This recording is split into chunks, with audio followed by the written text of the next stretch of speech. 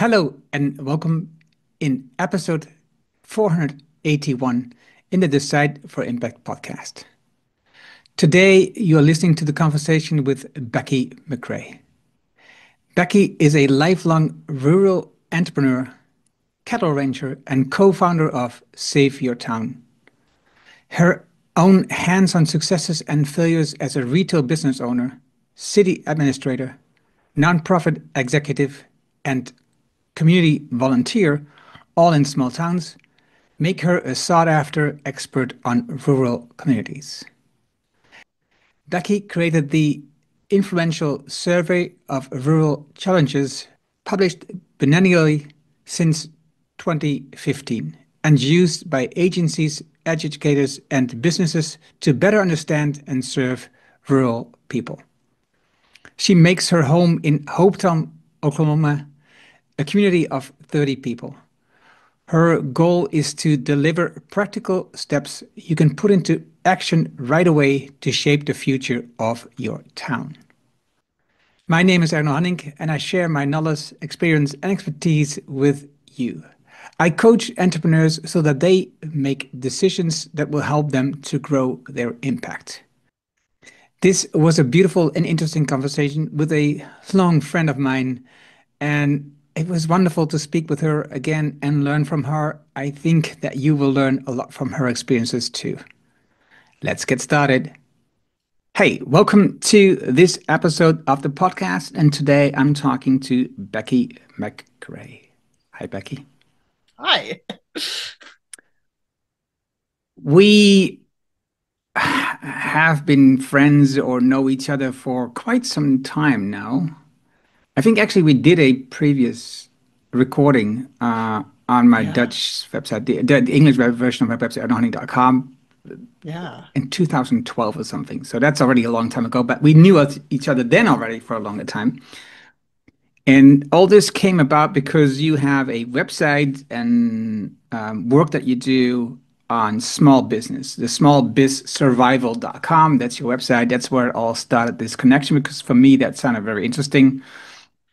And then at some point, we met in real life during the event by Liz Strauss, SopCon.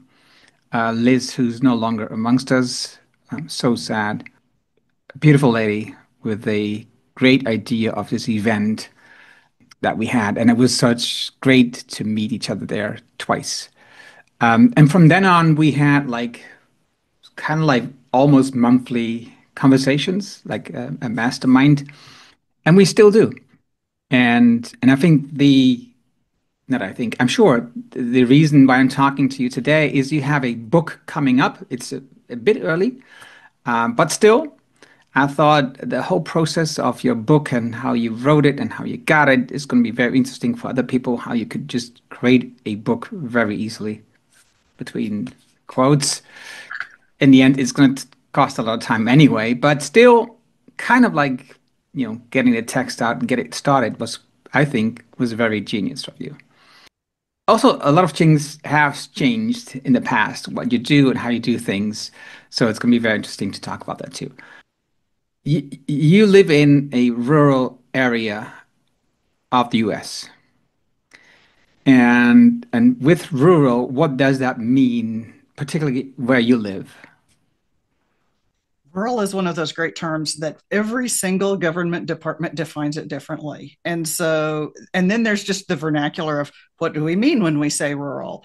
And so anything technically from 50,000 people and down can get stuffed into rural in sometimes. And then there's another definition 2,500 people in your town and down, that's rural. In other definitions, you can't be near any kind of settled place where there's a number of houses together. And so you need to be in a rural or remote location. So rural has all these different meanings. In my case, I live in a rural place in Oklahoma. I'm in a small community. We are not incorporated. There is a main street with houses. There's about 30 people who live here. There's a house for sale right now. If you're looking for a wonderful place to live, it's Hopeton, Oklahoma, Hopeton. Look us up. We're great. And so all around us is then farmland. So there's a wheat field out my front window, there's a wheat field out my back window, and then I have a few neighbors along this street. And so this is definitely a rural area in my county in Oklahoma. We're Woods County, relatively a large county within Oklahoma. And so we have about 8 people per square mile averaged out. Now, there are 3 settlements or 3 towns that are actually incorporated. And then there are other little places where, like Hopeton, where there are a few houses. 8 people per square mile.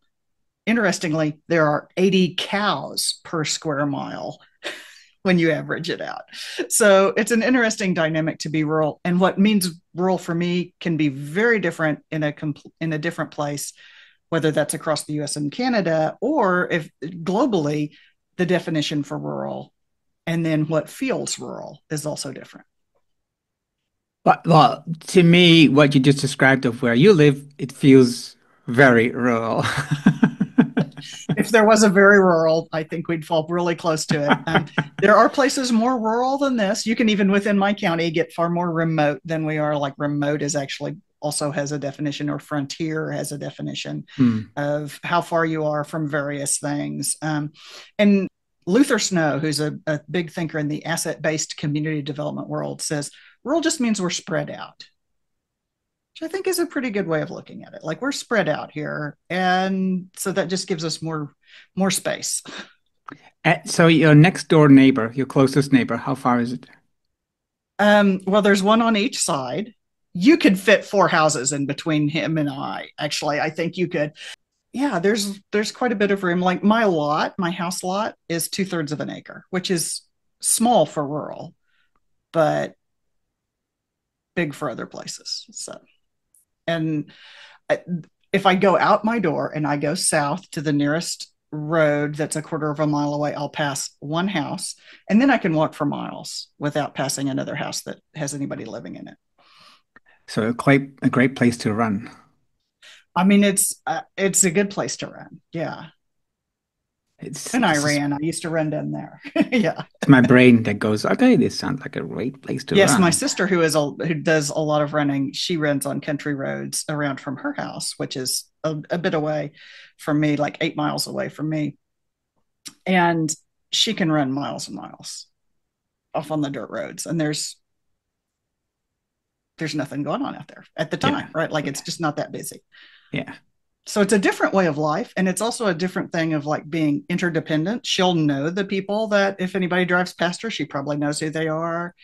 That kind of dynamic of knowing other people and interacting in a way where we know that if I need anything, I'm going to turn to my neighbors first. These will be the people I have to depend on, because it's a long way for any outside help to come to us. And so we have to be a little more interdependent than you have to be, say, if you're living in a city or in a suburb where you have more services. What we call here, we have a word for it, which is a typical dialect, a naberschap. Novoskop. Naberschap. I know Novoskop. that's already SCH. That's a difficult word. But anyway, so we have a word for this because the interdependency that you described, Mm, what we call Naberschap, which is a dialect word. There's one in our area, but there's also one close to us where it's a NAO, but there it's turned around NOA. So okay. it sounds similar, but it's just differently written. And the idea is that when you can depend on your neighbors, kind of like being sure when you're like ill, they will bring you like soup. Yeah. And but it also means that you have obligations, right? So when somebody passes away, you be there to guide people who coming to their wake or something like that, because it may be a bit larger than your community, but still, it is a very well-known tradition here that it's so you can expect some things, but it also means that you have to do some things when requested from you. And I think that's an interdependency, which is, I think, very interesting in these times, and we could use more of, right? Yeah. There is a bit of a movement going of neighboring as an active thing. So we are neighbors, but neighboring is the process of being a good neighbor. And that just starts very simply with just learn the names of your nearest neighbors. as a starting point, and then do more, and then do more. But you can't feel that sense of connection with people if you simply place your order online, the order is delivered to your door. You've missed the opportunity to build those kind of connections. So do more of what you are going to do. You know, in the US, we have a real tendency to like do our work in our backyard, right? So we're going to barbecue, we're going to cook out with friends, the kids are playing in the backyard. Let's move more of that to the front yard so that Hmm. someone can see you and that you can interact. Put a chair on your porch and sit out there and read. It gives you an opportunity to wave and smile and to interact in ways that we now have to deliberately think of doing this, because the tendencies that we have moved towards through the design of our lives have brought us away from this. So we have to take action to make that kind of neighboring happen. I love the word neighboring. I Yeah. was just speaking to someone Friday, and she mentioned, I think we should ban self-scan checkouts because we have self-scan checkouts at Mm-hmm. supermarkets, and I love it. I love this. I love the speed and the ease that I can have. But I also think one of my guidelines is to use not convenience, but to use easy, right? To use Mm-hmm. simple. Mm-hmm. But it often has been replaced by convenience, and convenience just makes you either buy new stuff or use the quick way out, like a self scan. It's a quick way out, but it doesn't give you it loses the interaction with the people in the store, right? The cashiers or other people who are in behind you in the row waiting for you to get done, and you have some interaction maybe with them. All these opportunities are gone, and I think she's because I said, well, I really love this girl, but when I drove back, I go like, I think she has a point. I Mm-hmm. think it's a great idea to do that because of the interaction that we're missing. I think that's the same reason when I pick up my vegetables at the farm, I Mm. specifically choose to go to the because they have other pickup points where you could just pick up the vegetables, but I choose to go to the farm so I can see where the produce is grown. I Mm-hmm. can see the farmer, I can see the people who work on the farm, so the connection with the produce and also everything that they do is much better than just get it at a pickup point. Right. And this goes to the larger point of design. How do we choose to design our communities? And that starts with like I can put a chair on my porch, and that's a design decision about how Mm-hmm. I'm going to interact with people. And then there's the larger question of how are our communities designed? And as you are moving into a new community, into a new location, into one that is designed with nature in mind, how is it also designed with people in mind? And what design decisions were made about how those houses and the people inside of them will interact with the street and with each other? So there's design decisions that we make and ones that are made for us that we can only influence indirectly.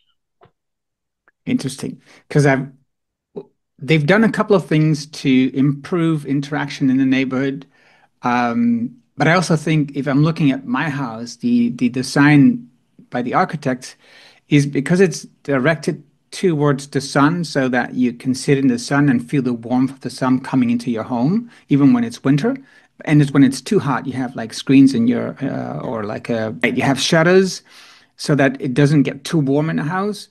So everything is directed towards that direction, and that is facing the pond, and it's not facing the roads. And if I'm Right. and the roadside, it's on the north, so there's not a lot of sun there. But our neighbors who are also building the house now, they put some special places there where they can sit or sit in the shade. And I thought, oh, that was an interesting idea. I think we should do something with that too. I haven't thought about that yet, but now that you mentioned this is a great idea. And there is like a community of tiny houses right across Yeah. from our street, and there's like a community space there. So they are building now a community space where they can do the laundry, but Mhm. also there's like an office where we can meet and have conversations about the things that are happening. So I think they are trying as the city trying to support this community idea and have conversations with the people. So I think they're doing their best, and I think now it's up to us as people going to live there to pick it up and really have those conversations, right?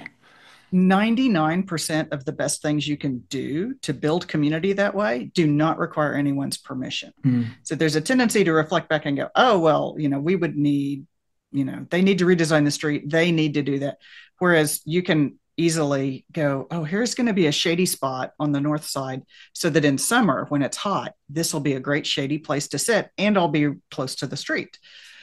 As well as the decisions of like, I could hold a book club that happened in that little office, and then I would be connecting with people in my community. I could do, I can start a morning yoga group that meets near the pond. And those are things that build community and they don't require permission. And you can start on those right away. See, that's what I love about your work and how you do this. With you have always these great examples and ideas. And it's exactly what you do, of course, and I know you for that. And you have this principle, this idea called idea friendly. And I love it. I love the whole concept. I love how you've designed it, how everything connects.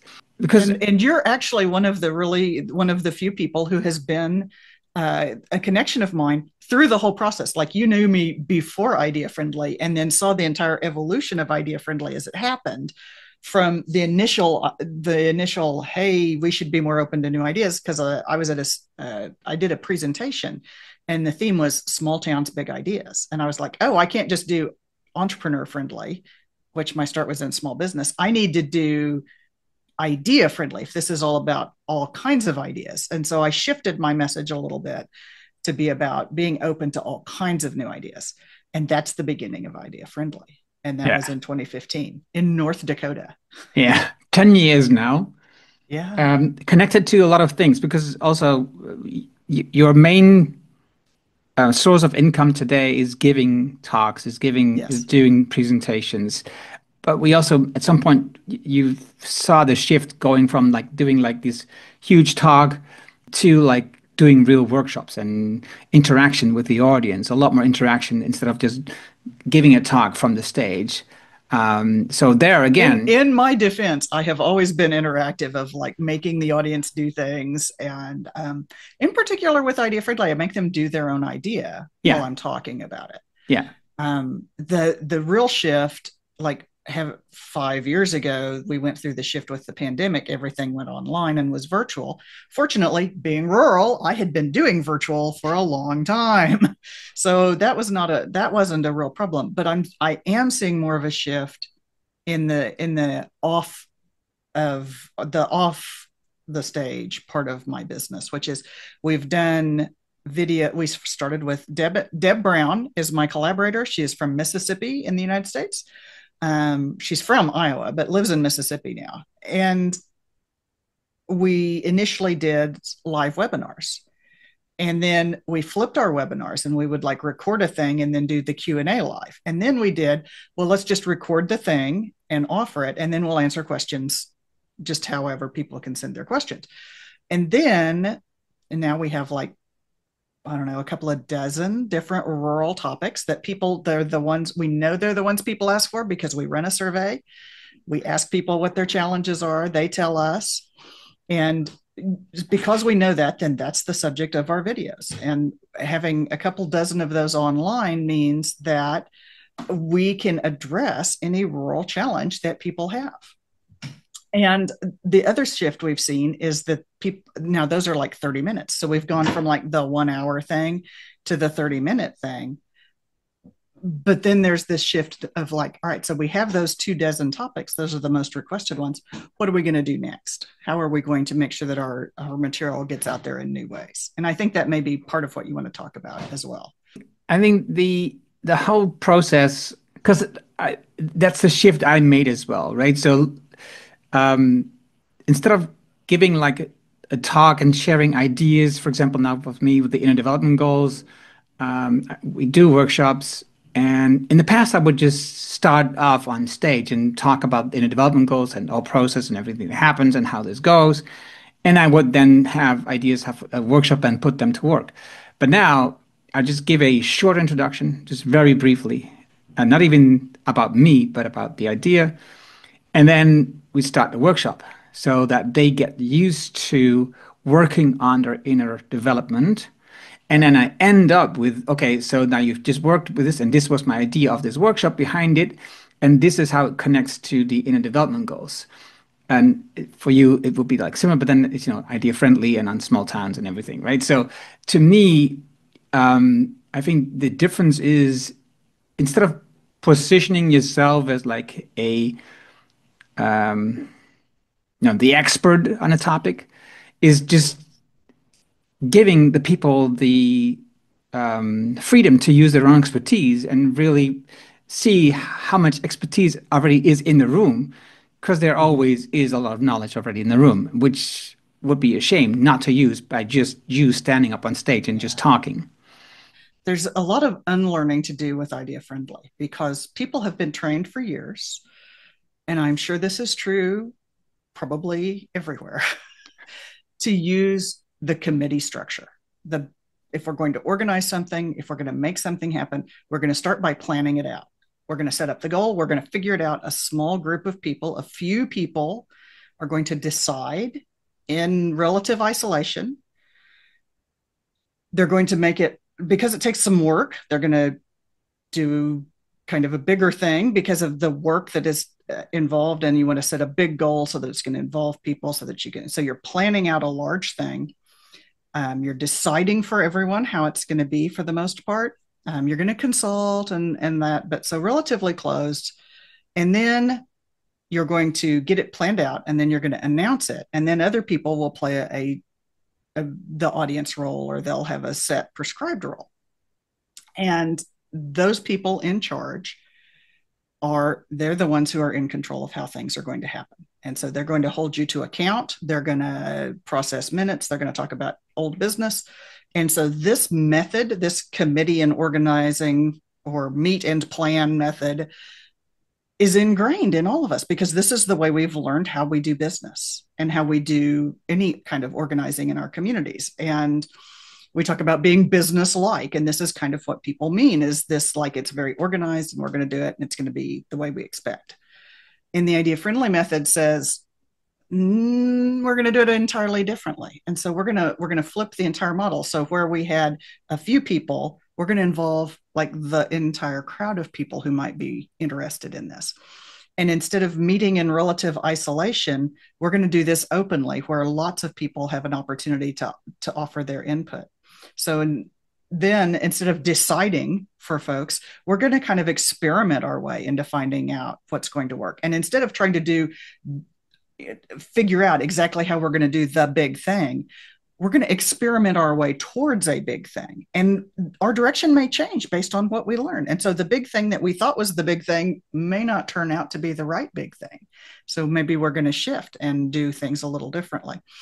And so with lots of room for involvement to people, instead of announcing the event all planned out, we're going to invite people in and entice them to say, you can be part of this and we're going to create it together. And so not only do you get to be the audience, but you get to be part of shaping what's going to happen. So because there's all this unlearning of like, if I just say, go ahead and take your idea and take small steps, they're going to immediately take the small step of like planning it out. And instead, when I say take small steps, first of all, we have to wait because there's two other parts of the method: gather your crowd and build connections, and take small steps. So we have to take small steps until late because otherwise they're going to try to jump ahead and do a big thing. So if you start by gathering a crowd in there and then you build connections among the people who are there, that's how you network your way to the things that you need. And then you are taking small steps. Then you're going to create a very different process of what's happening than you would if I just turn it to them and say, go ahead and do your thing. So I have to help them understand the idea friendly method enough first. And we take it in stages. I do make it interactive. We do also do workshops on this. I do one now that is about, there's two offshoots of this where I don't call it idea friendly. And the first one is about collaboration.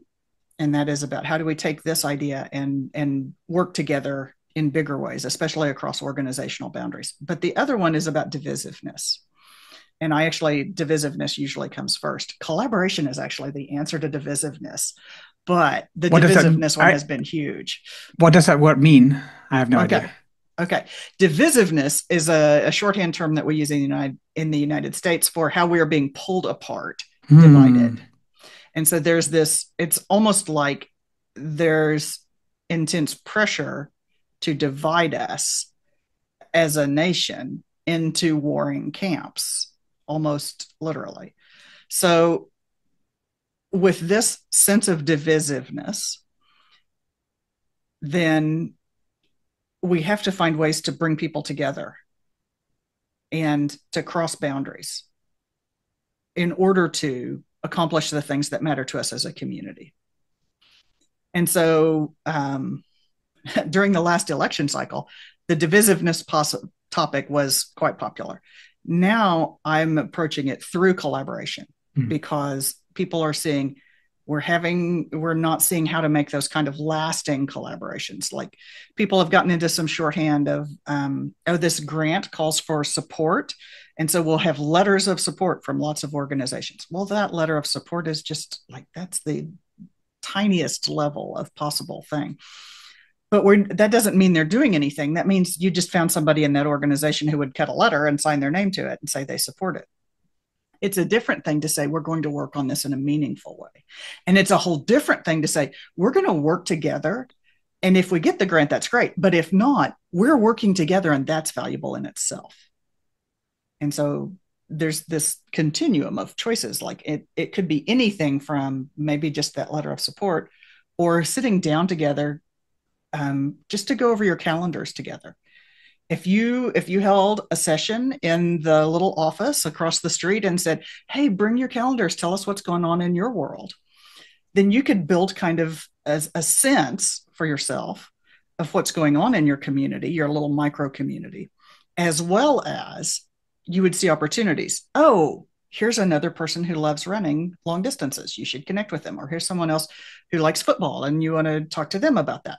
So those connections can happen if you just sit down and have a common point to discuss, like, hey, just bring your calendar and tell me what's going on in your world so that we can see connections. If you also get coffee at the same time, we call that coffee and calendar. So you have an Mm-hmm. excuse to get together and have the conversation that's going to let you build those connections. So that's kind of the next level of collaboration and getting past being divided, all the way up to something like the Roanoke Chowan Partners for Progress. That's a couple of community names in the United States and North Carolina.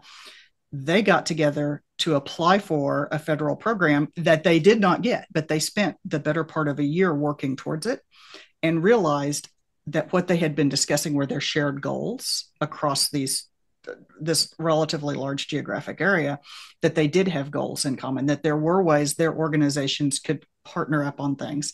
There were opportunities to come together across all the different kinds of divides that exist in that community. And so when they didn't get that federal program, they weren't approved for it. They have continued to meet for over a decade because they are making so much progress. They've actually themselves marshaled more money than they would have received from that federal designation. So that's the entire continuum of how collaboration can look, and helping people understand how do they get to that goal of, like, let's make a lasting collaboration. And it may start as simple as bring your calendar and let's get some coffee. A couple of things that I learned from this is um, looking at what is similar, looking at what do we have in common instead of looking at what are our differences. The other thing is, as like the founder of the idea, the founder of the initiative, you have to let go of what you think the results will be because you have no idea, because this could go anywhere. So you might want to just start asking questions and listen instead of just trying to push people into some sort of a direction. And the last part, I think in general, if you would be looking for how we can build something as a community, how we can create something together, and find then means to get it done, to get it, to get it moving. I think it's a lot. sustainable than just getting a grant for it. Because often what happens if you get a grant for it, they will just start, okay, what now we can do with this grant? We just have to start communicating. We have to build a website. So you do the regular stuff, which is like people expect this, that's going to happen when you have a grant. And then most of the money just, not maybe not most of, but a lot of the, part of the money just goes away on stuff that is not really important, especially if you look at the way that you're proposing is that you're building community, you're having these conversations. That's a lot more important than just starting a website and try to inform anybody instead of just informing the right people, like having conversations. So I like that a lot. There's a tendency to want to be in control. Yeah. And I'm a very linear thinker. I'm a planner. I get this tendency. And I also realize that at this point in the world, with the communications tools that we have to accomplish things, I can quickly text you. We can arrange a thing. It can happen. I don't need a committee to type a letter in triplicate on a manual typewriter with carbon paper in order to send a message. I can get a message out so much more quickly. The committee structure was built for that manual typewriter and the carbon paper. And how do we get things to happen there? Since we have new tools to communicate with each other, we have new tools to work with each other, we need new structure. And in this case, we're taking down some structure that we no longer require in order to be able to do these things. And we see holdovers for this, which is when you go volunteer at an event and they say, make the coffee, you start making the coffee, and then they yell at you because you made the coffee wrong. And if that hasn't happened to you, I'll be surprised, because that kind of thing has happened in so many places. Like the control and the do things right overwhelms the goal. Control is not the goal. Community is the goal.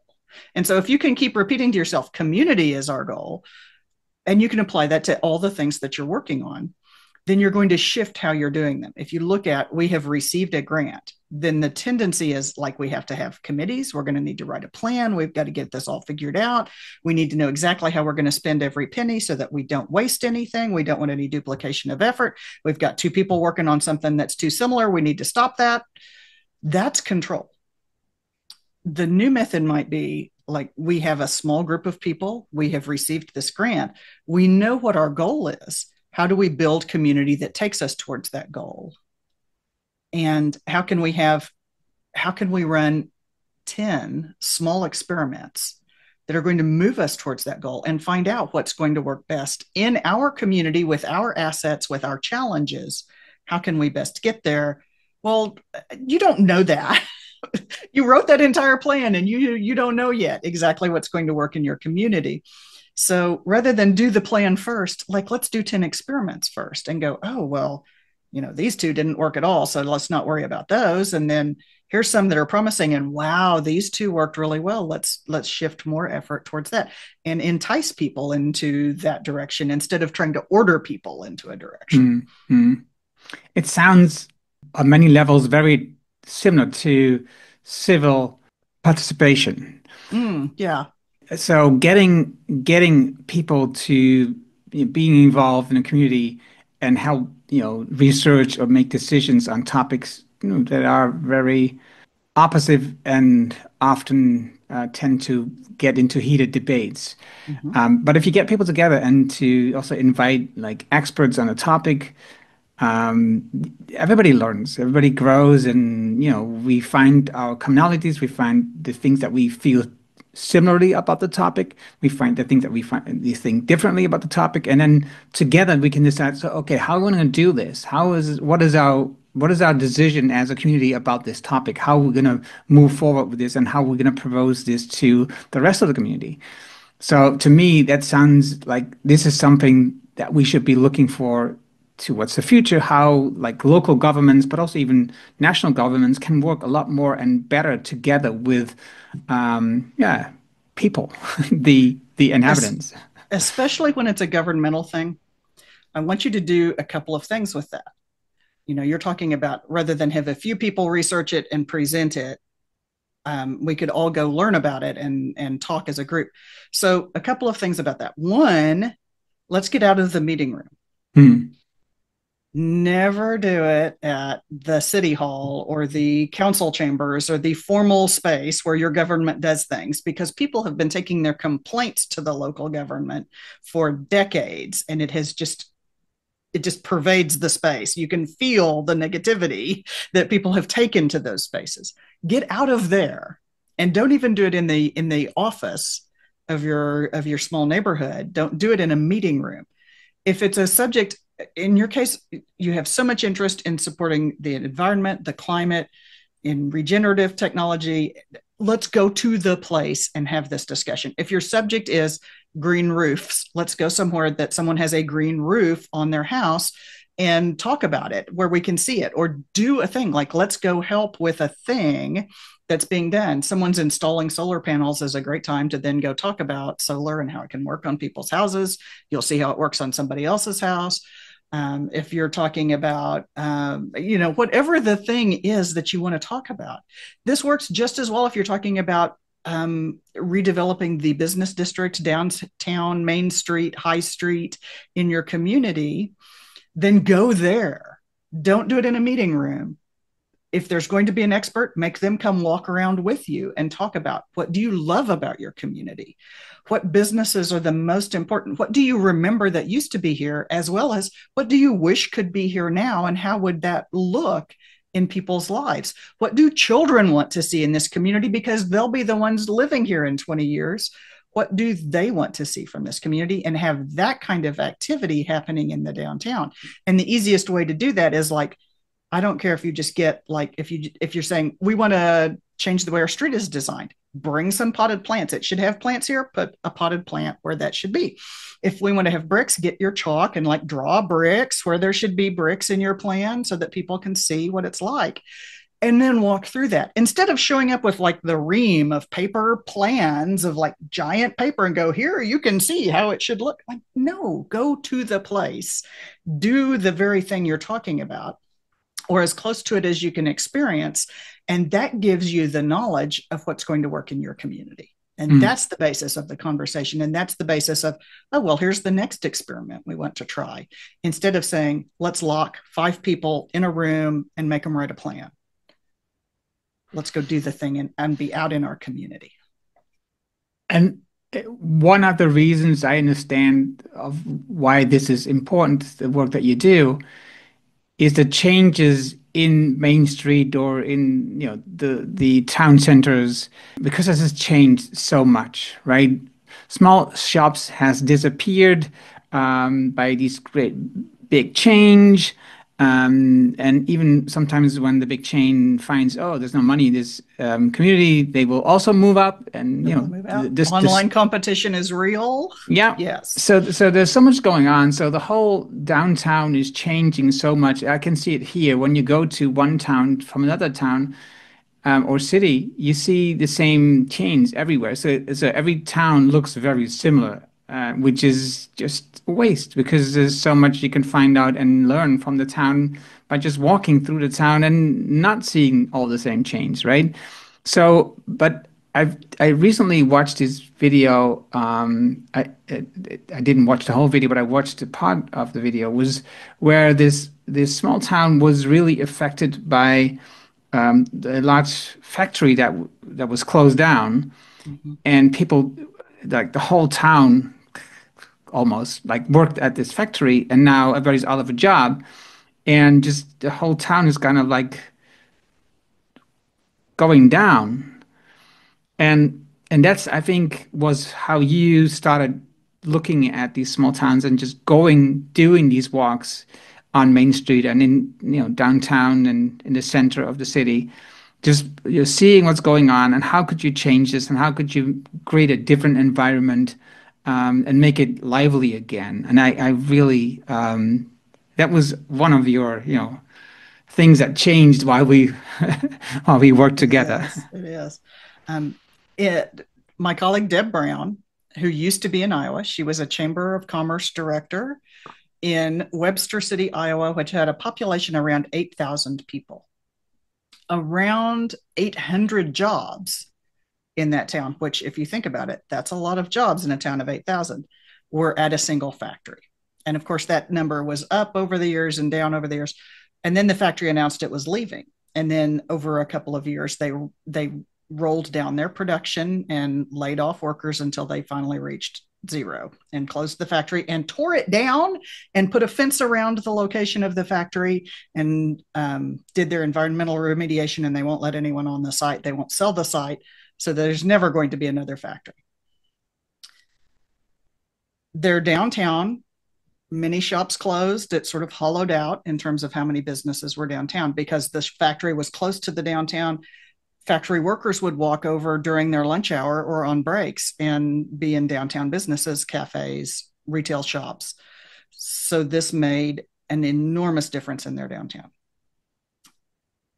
When Deb applied to be Chamber of Commerce director, the factory had been closed for over a year.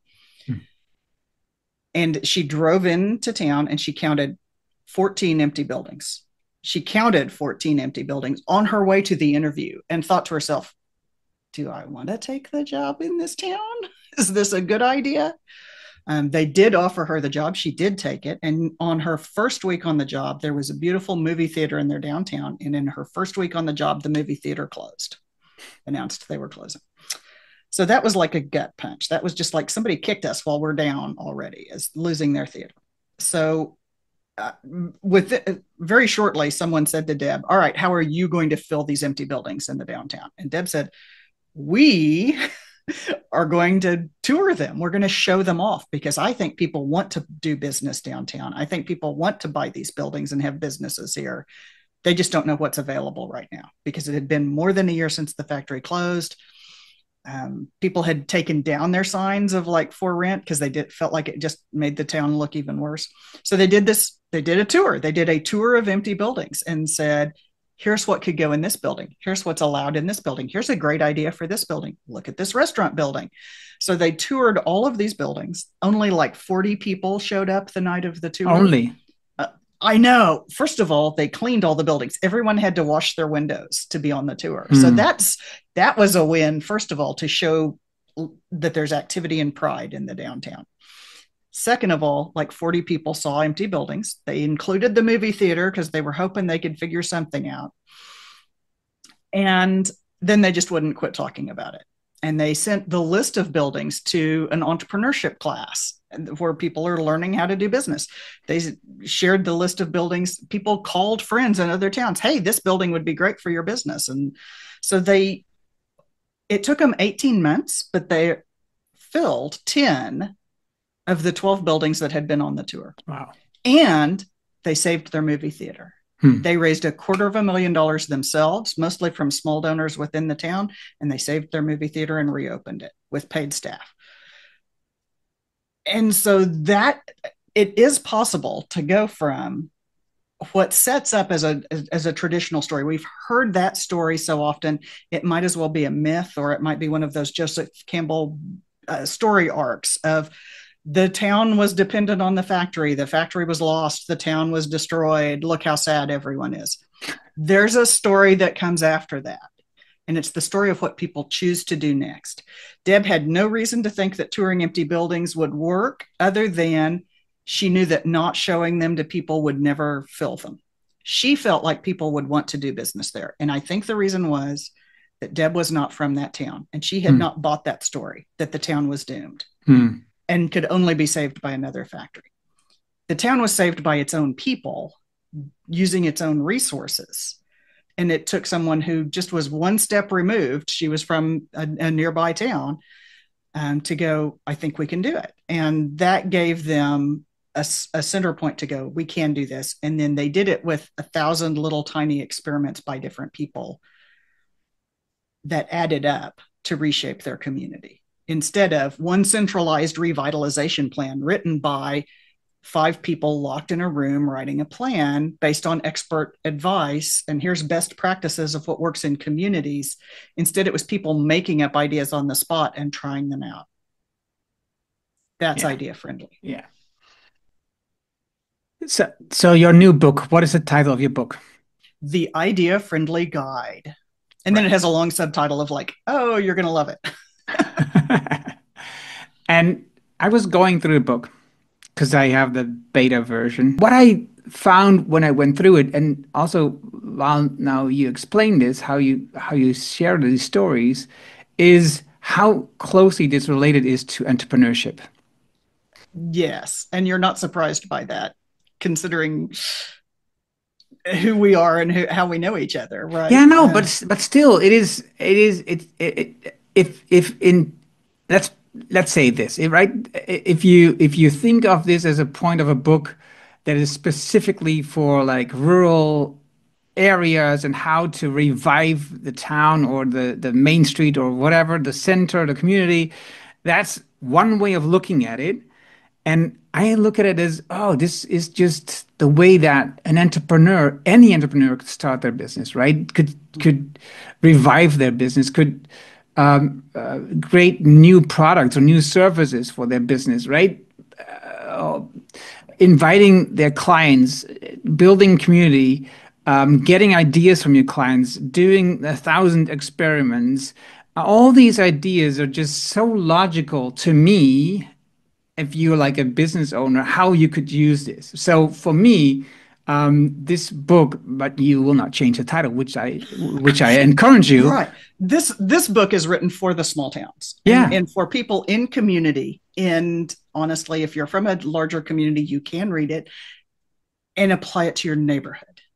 But it's written from the idea that you don't have a lot of resources in your town. You can't just throw money at the problem. You don't have thousands of resources and experts at your fingertips. You're going to figure this out yourself.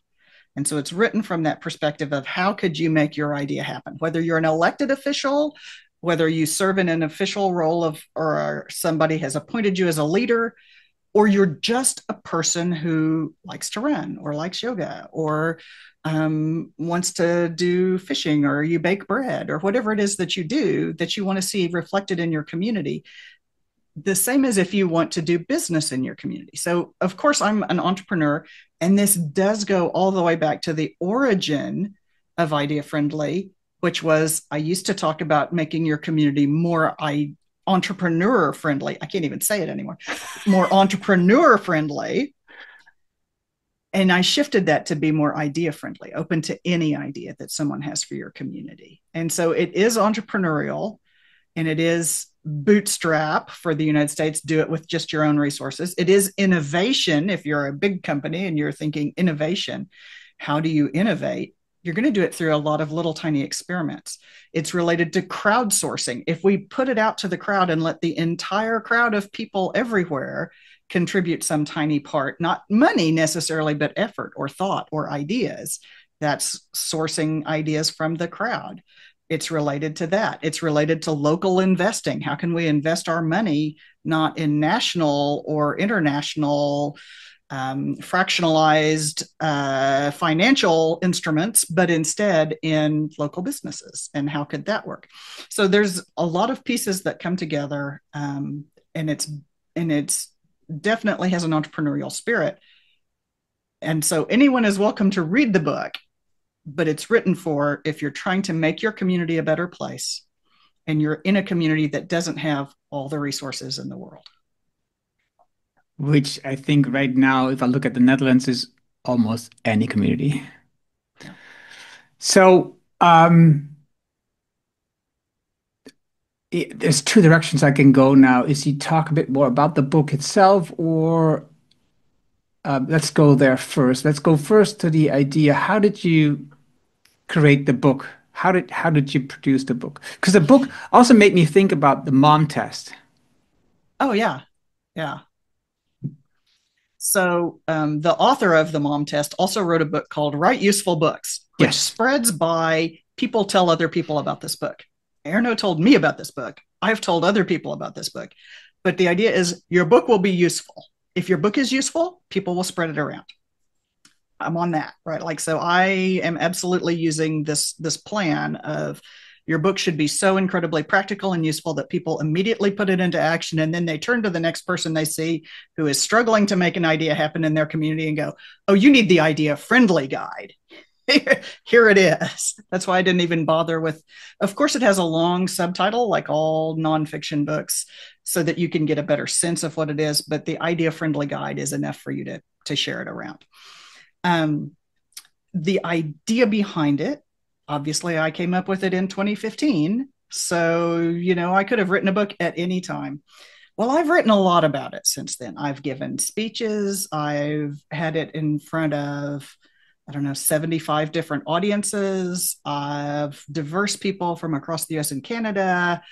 Um, I have, I've done a lot with it. So, about 2020, the very beginning of 2020, before everything changed, I was working on another version of it. And I actually thought I would pitch it to some small publishers who might be interested in such a weird little book.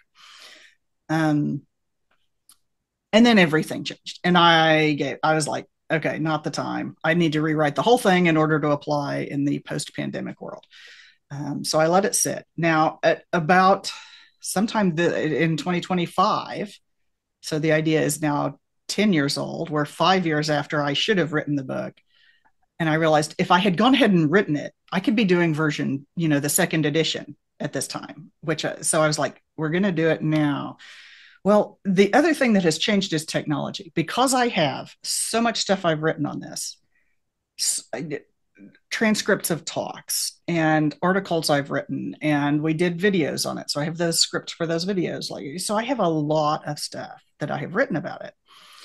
And I put that into an AI tool and said, help me turn this into a book. Here's what I think I want it to look like. I already had kind of the outline, and I had thrown all this previous writing into the outline, and it was ugly. It read like chunks of a script and pieces of an article and just stuff. It didn't read like a book. And what the AI was able to do usefully was to take my stuff and to put it into the structure of a book, so that then it flowed as a chapter. Because from my perspective, I've already written it. I shouldn't have to go back and rewrite it. My brain is like, oh, that's hard work. Oh, it's just too heavy. You can't lift it. You don't want to rewrite the whole thing. So I allowed it to do that. For people who care, the model is Claude Sonnet 4 is the one I was using. 4.5 is out now. There'll be a different one by the time the podcast is released, because they come out every moment. But it was able to write my own words back to me,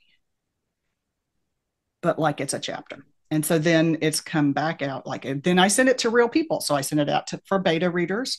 I had probably 5 or 6 people who were active commenters in the beta or emailed me directly with their thoughts. And that helped me go, oh, I need to change the way the first few chapters run, where I introduce the parts of the method. And then because I was able to use that, then I was able to go back and through a discussion with the model, found a much better structure for those first few chapters. And that was like I would have had a conversation with any writing partner. If my colleague Deb was right here and we were in the same room the whole time, we'd have had that conversation ourselves. We're remote from each other. We're rural. We're spread out. So this offered me a set of tools and a conversation that was helpful to me in restructuring how those chapters work. And so I think that was the piece you most wanted to talk about, is why AI and how did it work? I didn't say to AI, hey, here's an idea, write a book about it. Or even worse, what do you think you should write a book about? And then you should write it. That's not what AI did for me. It took my own words and my own writing and helped me reshape it and flow in like a book should flow. Yeah, so I think, yes, I wanted to talk to you about this. And so I think this is a great way for any entrepreneur who has been talking and doing workshops and doing webinars and presentations and all this stuff on the same topic on and on and on again, that this is a great way to produce a book, to create the book, right? You could use somebody who's writing the book for you, that has conversations Right. with you and uses Mm-hmm. all this. But now you have AI who could do this for you. I'm not a huge fan of AI in general, but I'm very Mm-hmm. just selective on how to use it. But I think Right. this is a great use of AI.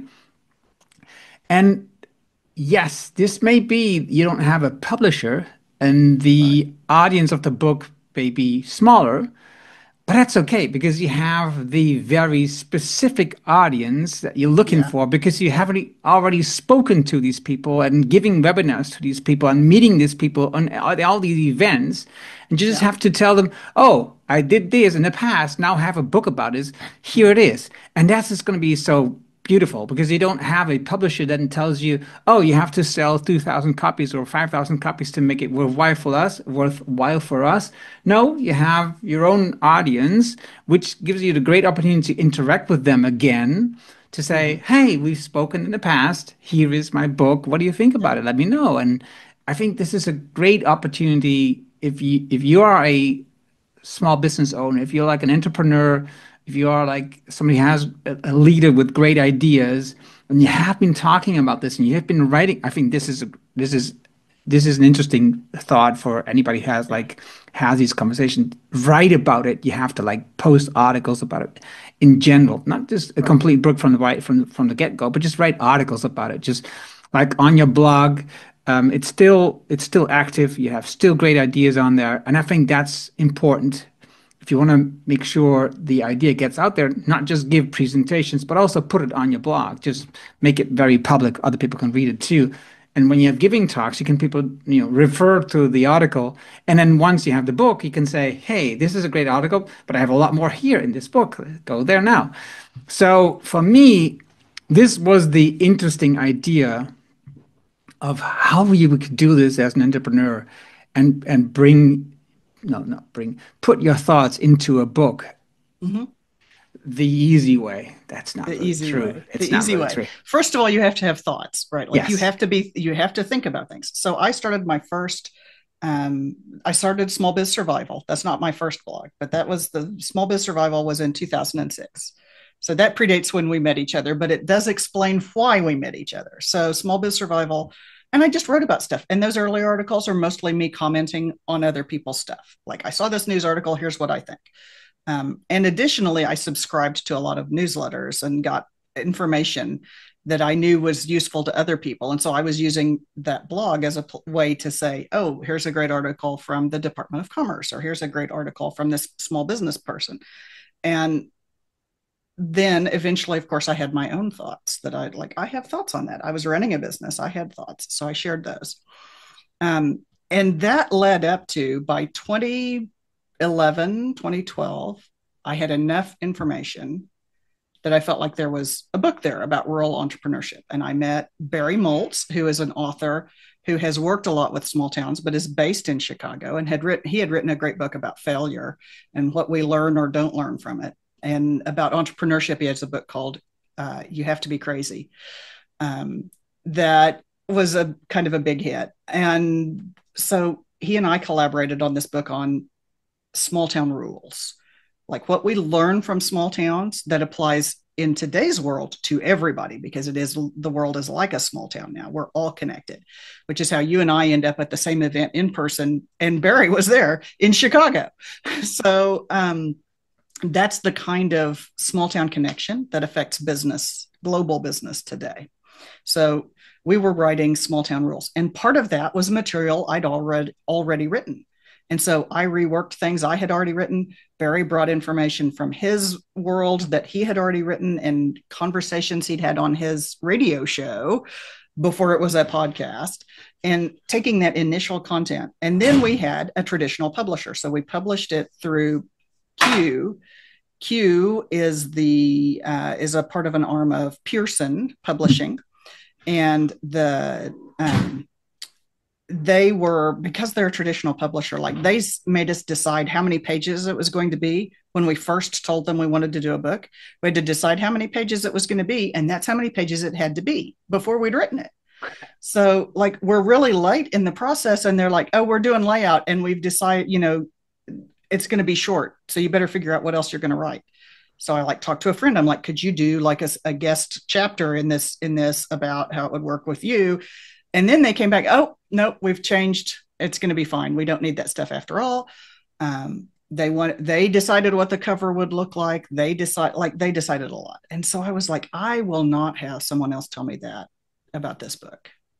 In 2020, I kind of thought I might. 2025? No, I've been doing it for 10 years. Trust me, I know what this stuff is, right? I'm going to write my book. It may not be, you may think I've written a poor book. Several of the beta readers are like, no, it should have boxes and icons. I'm like, nope, it's a conversation. We're having a conversation. That's what this book is going to be like. So while I could have looked for a publisher at this point, I finally decided, no, I'm going to need to do this my way. And it's going to need to be something I can control and share in order to be what I want to produce in the world at this point. So it's a lot shorter book than it would have been with a traditional publisher. It's much more personal and a conversation. And it's written in a way that is approachable and accessible and interactive. I make you work during the book, but it's not the kind of book that a commercial publisher would want to see. Mm-hmm. So what's the next step after the book? What's coming after that? Which is a terrible thing to ask someone writing a book because they're like, I'm trying to do the book, right? So the I book is know. written. So we're at the moment I'm at it right now is I'm working on writing and layout, or not writing, but layout, design and layout, and then just plugging the final holes. Like there needs to be a copyright page. Oh, I have to do that. I don't have a publisher. That's my job now. I have to rewrite the script for audio because I will do an audiobook. Rural people drive places. They need audio to listen to. So this is the stage I'm at right now. Hopefully it's going to all be available December 1st. We'll see if that works. And I'm the publisher, so I get to decide, right? So hopefully December 1st. The next question is, then what happens next? And so an idea I stumbled across was there's been a lot more interest in mini books, which are even shorter than this one. This one is 26,000 words, about a couple of hours of reading time. Even shorter books, maybe an hour of reading time or even less. And we have all of these videos. I said we had a couple of dozen videos that address rural topics that people have told us matter to them. And this is the perfect material to put into one of these much shorter mini books that addresses one topic. So there's going to be one. The first one will be improving rural housing because it is one of the most important topics for rural areas right now. And it will not say, here are the solutions to improve rural housing. It will say, here is what one person did in Kittanning, Pennsylvania. He did a map and marked out all of the houses and what they looked like. Here's something that happened in Fairview, Oklahoma. They did a bus tour. They loaded up the board of the Economic Development Agency and drove past every house. And suddenly the board realized, oh, it is a problem. And so then they were able to take action. Here's another idea from another place. Here's a place that turns some upstairs downtown space into housing. So there will be ideas, but there will also be the idea-friendly approach. How can you gather your crowd around this, whatever your idea is? How can you build connections to find the resources you need to make your idea happen? And then how can you take small steps to experiment your way to find out, is this working? Can I change it a little bit? Will it work better another way? Can I collaborate with somebody else that's doing other things? So you'll learn the method, you'll get ideas, but I'm not going to tell you what to do. Yeah. Again, I love this idea of creating these small books, which a publisher probably will never do, right? So they will never make a margin on that one. But Right. it's for the people that you work with. These are perfect books, right? Right. And you've done all these webinars. Mm-hmm. You can see, because you're selling these webinars individually too, you can see which of the webinars are attracting like people who are buying them. So you can see which are more, even if you don't do a survey, you could see in your case, oh, I have this webinar, there are like 50 people buying, and this one is just only 5 people buying this. Oh, let's make a short book on that one because there's like an interest in that. There's people, think, oh, this is interesting. And then they watch the webinar and you create the webinar and turn it into a book, but then people will just buy the book again even if they watch the webinar because it just gives you like additional information, but it's also a different way of consuming the content. So I really love the idea of creating these short books, maybe Mm-hmm. because I've done a couple of those Because too. you've done that, yes. But no, I that's not why I was saying that. I think it's really a smart idea, and the way that you can do this is you connect it to the original book, to the bigger book, connect every topic to that book, right? So that's everything, connects together. I like that a lot. Yeah, yeah, it is part of an ecosystem, and it is part of us taking small steps to go, oh, well, we used to do webinars, and then we did the videos, we did the flipped webinars, now we're going to offer it as books. We'll offer them as ebooks, of course, but also as print books. And I've got a little collection back there of some smaller books. Like, I ransacked my house going, what little books do I have that I can see? How does this actually feel in your hands? Especially for nonfiction, something you're going to read and take action. Having that physical book, I think, is makes a difference. Like, you want to highlight in it, you want to, and not just like draw on the screen a highlight. You may want to like scribble in the margins and think about it. We have another book at Savior.town, which is the book that my colleague Deb Brown did, and it Right. is called Save Your Small Town. And it's very much one of those books that it invites you to scribble in it. So it introduces the method, but then says, I talked about go for coffee and take your calendars. So there's the coffee and calendars idea. But then, okay, you're going to do it. You need to do the thing. So a physical book allows you to interact with the ideas in a way that hearing it said on audio or watching a video or staring out on a screen doesn't allow you that interactivity. And so I think people do want to have that kind of paper book that they can look at and scribble in. And I think we're going to see how these are received. Like, then there'll be box sets. Like, do you need this collection? There will be lots of other topics. And the other thing I wanted to say about topics is, you said, even if you haven't run a survey, the first time I ran the survey was also in 2015. And I ran it because I was writing that blog and I was like, I want to make sure I'm writing about the right stuff. So I said, which of these topics would you be excited to learn more about? Which turns out to be a really useful way to find out what people want to learn about, is to ask them what they want to learn about. And then you say, here's what you wanted to learn about. And they go, oh, that's what I wanted to learn about. Okay. I want to learn about that. Yes, I know you do. You told me that. So it didn't have to be tough. Like, the first time I just emailed the people who got my blog, which was not that many people. Like, I don't know if I had 1,000 people at the time. I was really fortunate. I had 279 responses or something like that the first time. I was like, look at that. We're really important here. And I wasn't even going to release it until I heard someone else later that year bragging that they had done a survey of 20 people.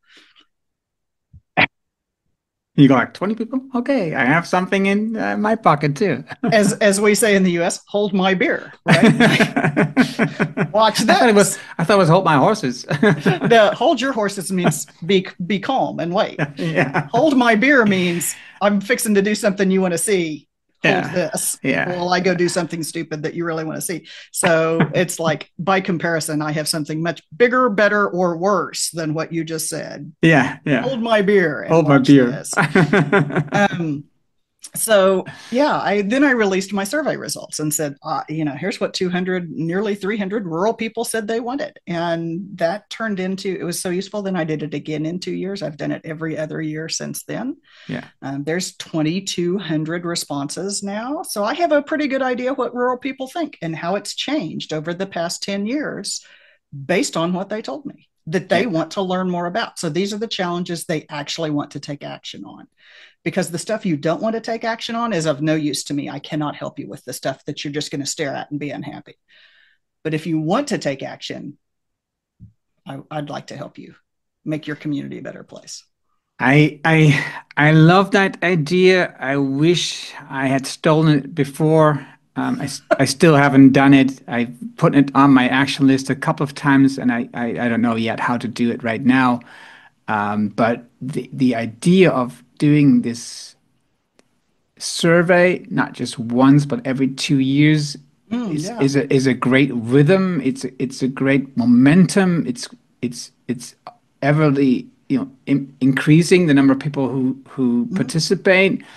It gives you a lot of opportunity to reach out to people, to put it in their show or in their event. There's so many things that you did with that. That's just amazing. And now, I would not have predicted this when I put together this really basic, like, choose your challenges from this multiple choice list, check as many as you like.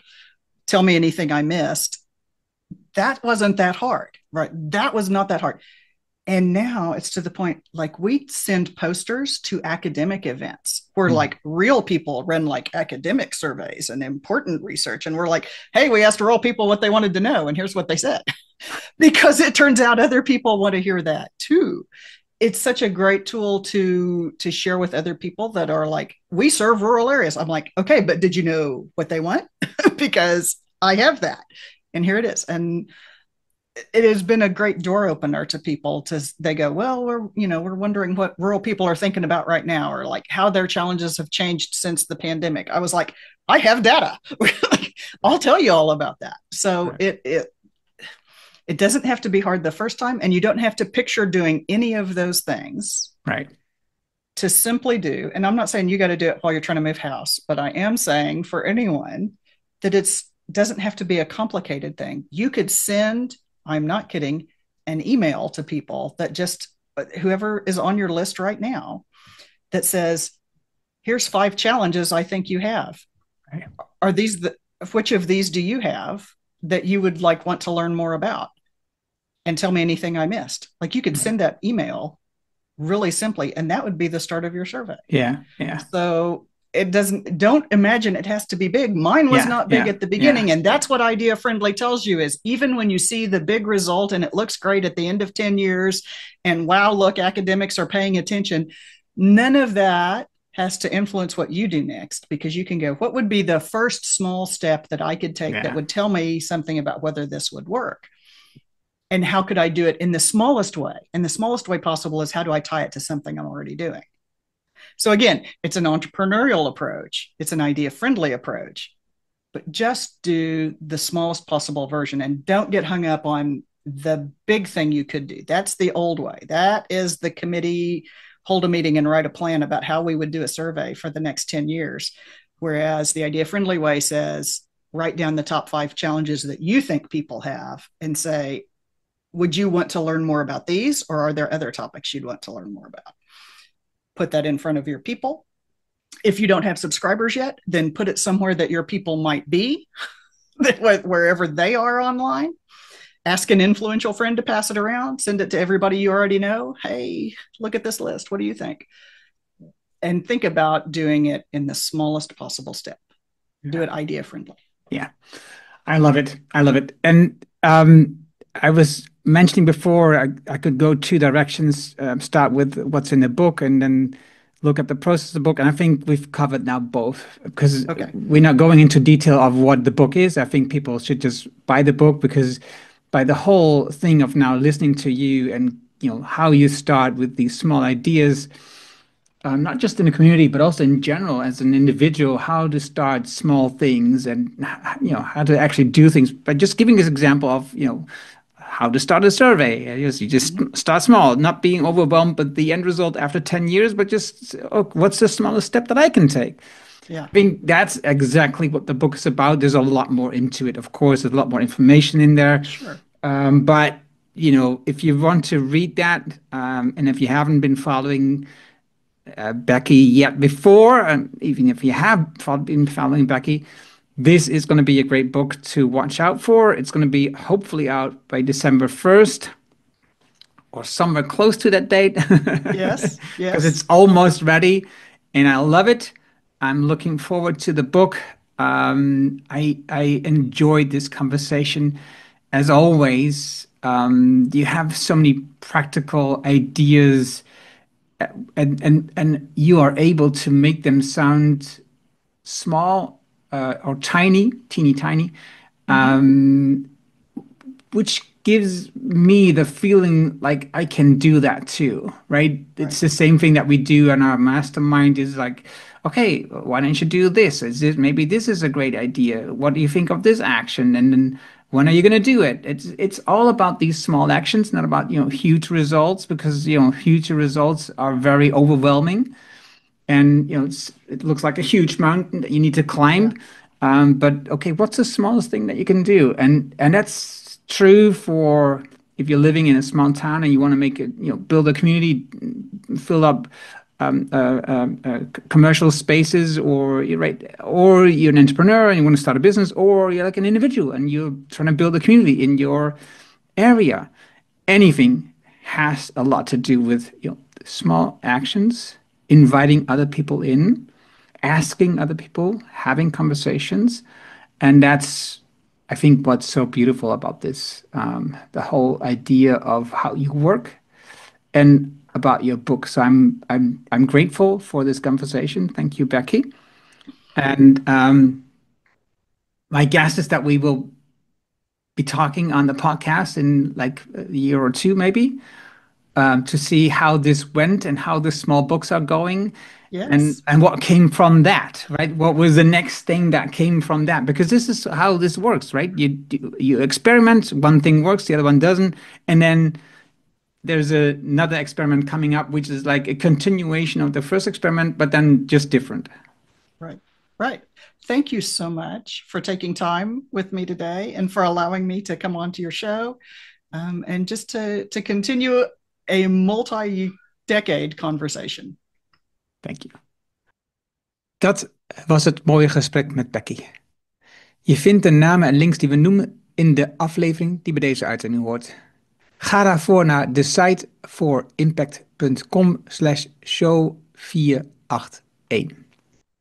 Wil je vanzelf automatisch de volgende aflevering van deze podcast op je telefoon ontvangen? Dat kan heel eenvoudig.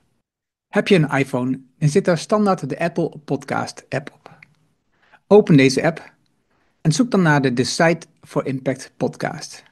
En klik op abonneer. Heb je een Android-telefoon? Installeer dan eerst bijvoorbeeld de Player FM app. Zoek daar naar de Decide for Impact podcast en klik op abonneer. Dankjewel hiervoor. Heb je vragen, opmerkingen of een reactie op deze aflevering met Becky of op de podcast in het algemeen? Stuur dan een e-mail naar podcast@decideforimpact.com. Ik hoor super graag van jou. Wil je leren hoe je focus en energie vindt met jouw innerlijke kompas? Hoe verbinding in je team het verschil maakt?